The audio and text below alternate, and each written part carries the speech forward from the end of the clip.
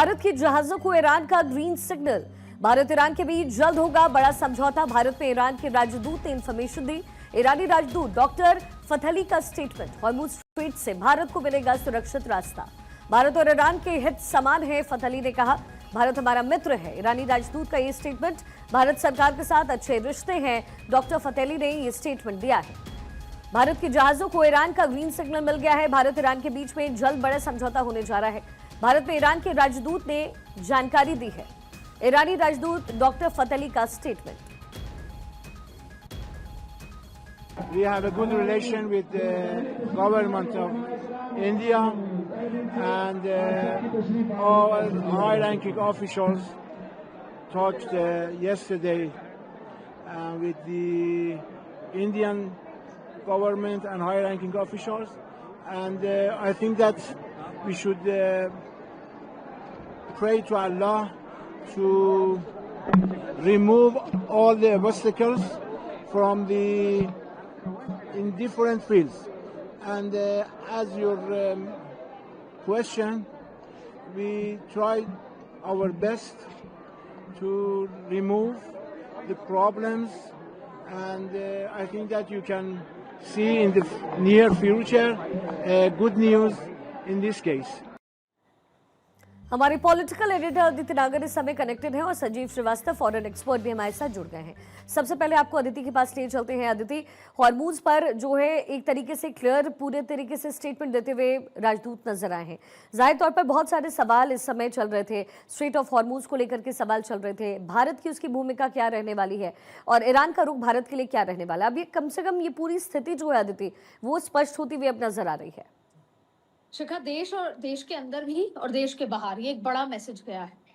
और आप देखें कि खास तौर पे जब देश की संसद चल रही है और संसद में विपक्ष ये सवाल पूछ रहा है कि भाई हमारे पास तो गैस की कमी है, एलपीजी की कमी है, कालाबाजारी शुरू हो गई, आखिर क्या होगा, प्लानिंग क्या होगी। और सरकार लगातार, शिखा, ये कह रही थी कि ना तो हमारे पास कमी है, हमारे पास ऑल्टरनेट ऑप्शंस हैं, और साथ में सरकार ये भी कह रही थी कि हमारे पास स्ट्रेट ऑफ हॉर्मुज के साथ साथ भी अलग ऑप्शंस हैं। अच्छा, एक बहुत बड़ी बात थी, बार बार ये समझ में आ रहा था कि स्ट्रेट ऑफ हॉर्मुज भारत के लिए बंद नहीं है। कल बॉम्बे पोर्ट पे 2 जहाज जो हैं वो आए थे क्रूड ऑयल के, यानी कि स्ट्रेट ऑफ हॉर्मुज से गुजर के आए थे। तो सवाल ये था कि ईरान ऐलान नहीं कर रहा। भारत को पता था कि स्ट्रेट ऑफ हॉर्मुज बंद नहीं है भारत के लिए, लेकिन वैकल्पिक रूप भारत ने तैयार किए थे। अब हम बात करते हैं जो अभी आपने बयान सुनाया, ये एक बहुत बड़ी डिप्लोमेटिक जीत है। संजीव श्रीवास्तव जी भी इत्तेफाक रखेंगे, सुबह हम इसी बात पर चर्चा कर रहे थे। ये बहुत बड़ी डिप्लोमेटिक जीत है। इससे अगर डोमेस्टिक पॉलिटिक्स की बात करें तो बड़ा मैसेज बीजेपी ने दिया है। खुद प्रधानमंत्री मोदी की डिप्लोमेसी, प्रधानमंत्री मोदी की लीडरशिप, एस जयशंकर जो लगातार बात कर रहे हैं, जो टीम वर्क है।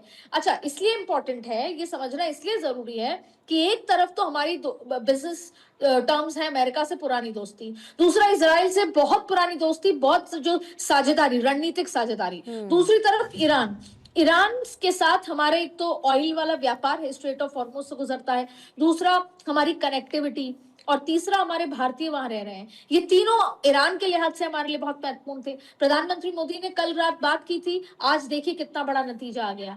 ये लीडरशिप ही है, और ये हमको पॉलिटिक्स से इतर होके आज गर्व महसूस करना चाहिए कि जब कोरोना आया, प्रधानमंत्री मोदी की लीडरशिप में हम कोरोना से बाहर आ गए। अब जब ये इतनी बड़ी चुनौती आई, यूएई या दुबई जैसी, यूएई दुबई ये सब संकट में है, लेकिन भारत संकट से बाहर है। भारत का दोस्त अमेरिका भी है, भारत का दोस्त इजराइल भी है, तो भारत का दोस्त ईरान भी है। इसलिए हम लोग स्ट्रेटेजिकली बहुत ही सही जगह हैं। यानी कि एलपीजी की किल्लत, ऐसा नहीं है कि वॉर रुक जाएगी और दुनिया भर में एनर्जी क्राइसिस नहीं होगी, लेकिन भारत का जो टैंक है, क्रूड ऑयल है, वो स्ट्रेट ऑफ हॉर्मुज से निकलेगा। और अभी तो और भी समझौतों की बात है। तो आखिरी लाइन बस मैं ये कहना चाहूंगी कि ये हेड्स ऑफ करने वाली बात है डिप्लोमेसी के लिहाज से कि भारत ने इजराइल, अमेरिका को भी हैंडल किया हुआ है।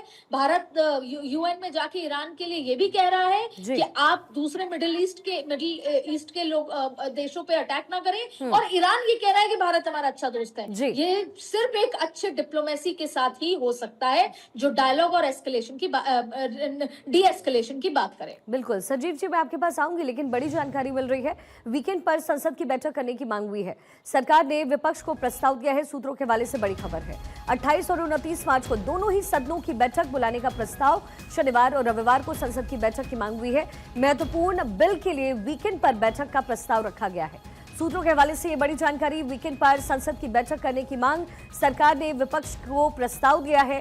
28-29 मार्च को दोनों सदनों की बैठक बुलाने का प्रस्ताव, शनिवार और रविवार को संसद की बैठक की मांग। अदिति, क्विक रिस्पांस आपकी तरफ से मैं चाहूंगी।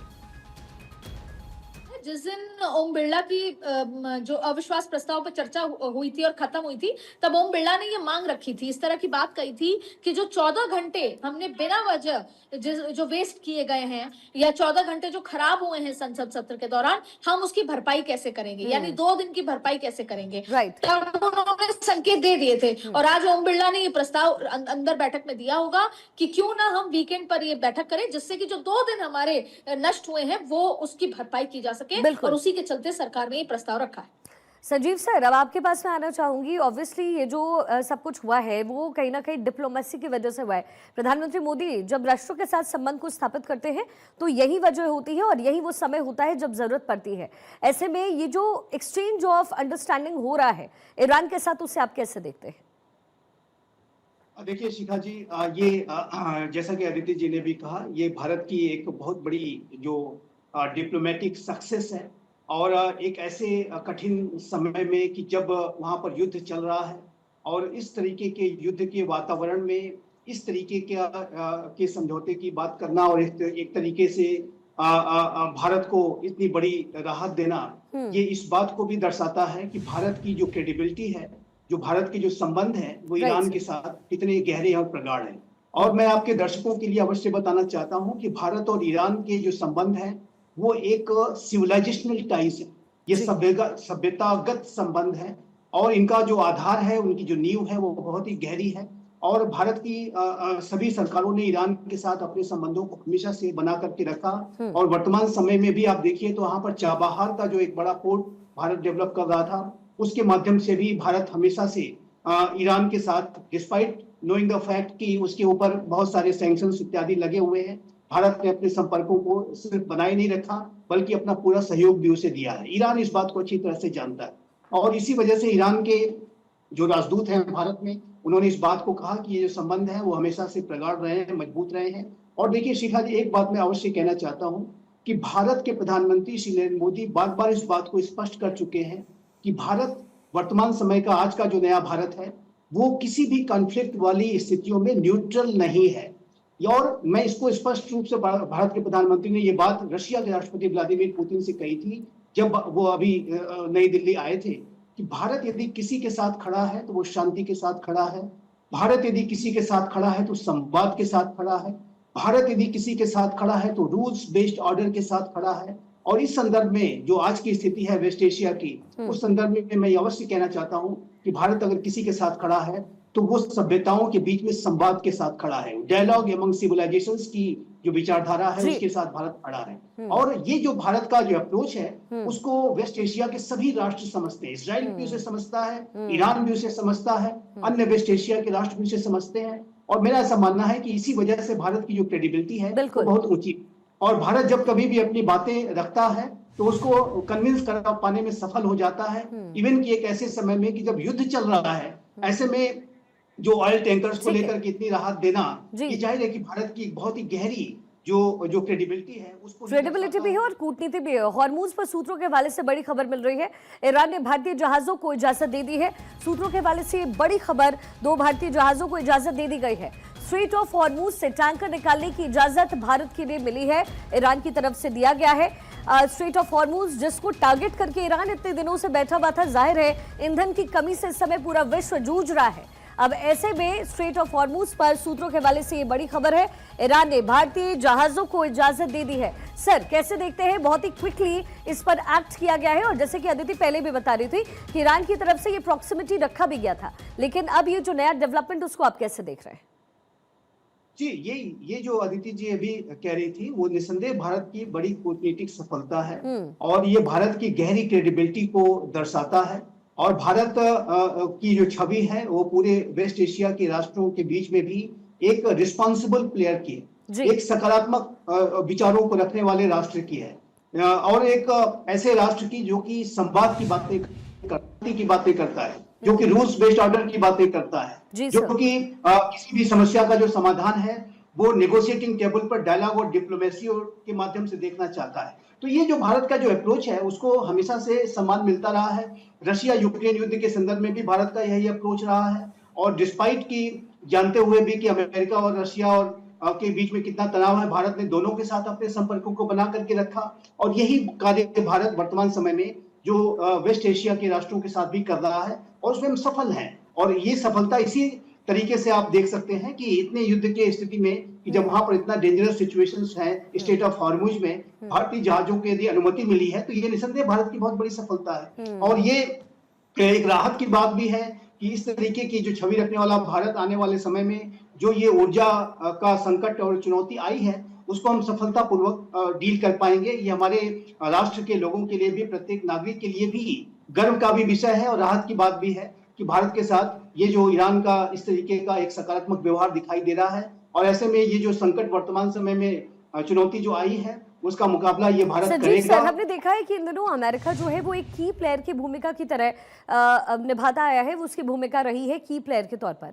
ऐसे में अब जाहिर ईरान की तरफ से भारतीय जहाज को ये जो इजाजत दी गई है, क्या आपको लगता है अमेरिका की तरफ से इसमें कुछ सैंक्शंस किए जा सकते हैं, knowing America and knowing Donald Trump? नहीं, मुझे बिल्कुल भी नहीं लगता, और सैंक्शन तो दूर, अमेरिका भी इस बात से कहीं न कहीं सेटिस्फाइड होगा कि इस तरीके की जो सिचुएशन और इस तरीके की सकारात्मक पहल की गई है। अभी आप देखिए तो यही यूनाइटेड स्टेट्स ऑफ अमेरिका ने भारत के ऊपर भी टैरिफ इस बात को लेकर के लगा दिया था 25% का, कि भारत रशिया से ऑयल खरीद रहा है। लेकिन अभी अमेरिका की तरफ से ये कहा जा रहा है कि अब उसमें कोई वो ऑब्जेक्शन नहीं करेंगे। हालांकि ये निर्णय हमेशा से भारत का ही है कि भारत किससे ऑयल खरीदेगा, किससे नहीं खरीदेगा, किससे गैस खरीदेगा, किससे नहीं खरीदेगा। भारत अपने आर्थिक निर्णयों को में भी स्ट्रेटेजिक ऑटोनॉमी को पूरी तरह से एक्सरसाइज करता रहा है, आज भी कर रहा है, भविष्य में भी करेगा। लेकिन अमेरिका ने जाहिर है कि अब ये कहा है कि आप चाहें तो खरीद सकते हैं, हम कोई इसमें ऑब्जेक्शन नहीं करेंगे। तो ये निसंदेह भारत की जो सकारात्मक जो नीतियां जाहिर तौर पर और बहुत बड़ी जो एक कूटनीतिक जीत responsible है ये approach भारत के लिए, और विश्व भर को ये संदेश है कि भारत कैसे अपने डिप्लोमेटिक नीति की वजह से यहाँ भी पार पाता हुआ नजर आ रहा है। संजीव सर, बहुत शुक्रिया।